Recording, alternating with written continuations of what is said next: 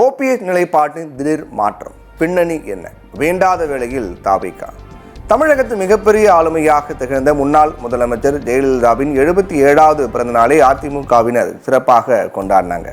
வழக்கம்போல் சசிகலா ஒரு தரப்பிலும் ஓபிஎஸ் இன்னொரு தரப்பிலும் கொண்டாட அதிகாரப்பூர்வமான தலைமையகத்தில் அதன் தற்போதைய அதிகாரப்பூர்வ செயலராக இருக்கக்கூடிய எடப்பாடி பழனிசாமி தரப்பிலும் கொண்டாடியிருக்காங்க.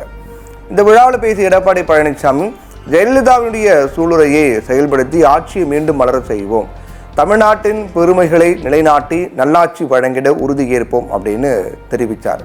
அனைத்திந்திய அண்ணா திராவிட முன்னேற்ற கழகத்தின் தலைமையிலான சிறப்புமிக்க வெற்றி கூட்டணி அமைய போகிறது. வியக்கத்தக்க வெற்றிகளை நாம் பெறப்போகின்றோம் அப்படின்னு மறக்காமல் இந்த நிகழ்வை அனைவரும் மனதில் வைத்துக் கொள்ள வேண்டும் அப்படின்னு பதிவிட்டிருந்தார்.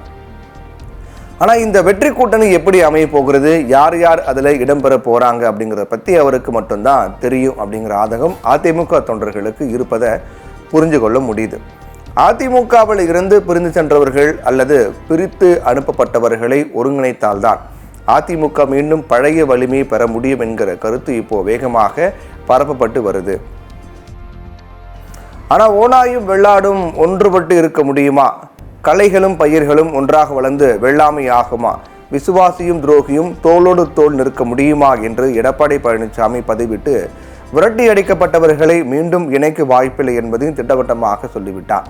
குறிப்பாக அதிமுகவின் ஒற்றுமை என்று தற்போது பேசி பெரும் சர்ச்சையை ஏற்படுத்தியிருக்கக்கூடிய செங்கோட்டையனுக்கும் இதுதான் பதில் என்றே புரிந்து கொள்ள முடியுது. அதே நேரத்தில் அதிமுகவிலிருந்து பிரிந்து சென்றக்கூடிய ஓபிஎஸ்க்கோ அல்லது சசிகலாவுக்கோ தனிப்பட்ட பெரும் செல்வாக்கு எதுவும் இல்லை என்பதில் எடப்பாடி தரப்பினர் உறுதியாக இருப்பதாக தெரியுது. இரட்டை இலையும் அதிமுக தலைமையகம் தங்கள் வசமே இருக்கும் நிலையில் அதிமுகவை ஏற்பவர்கள் தங்கள் பக்கம்தான் இருப்பார்கள் என்று எடப்பாடி தரப்பினர் முடிவாக இருக்கிறது. ஆனால் அதிமுகவினுடைய சின்னம், பொதுச் செயலாளர் ஆகியவை குறித்து விசாரிக்க போகும் தேர்தல் ஆணையம் என்ன முடிவை எடுக்க போகிறது அப்படிங்கிறது இப்போ கேள்விக்குறியாக எழுந்திருக்கிறது.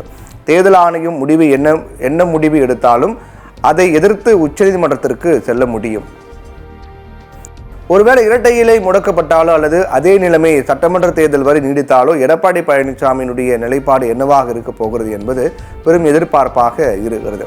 இந்நிலையில் ஓபிஎஸ் பேச்சில் சற்று மாற்றத்தை காண முடிகிறது. எடப்பாடிக்கு நல்ல மனசுதான் என்று கூறியிருக்கும் அவர், தேர்தலுக்கு ஓராண்டு உள்ளதால் அதிமுக பாஜக கூட்டணி குறித்து இப்போது முடிவு செய்ய முடியாது என்று சொல்லியிருப்பது கவனிக்கத்தக்கதாக இருக்கிறது.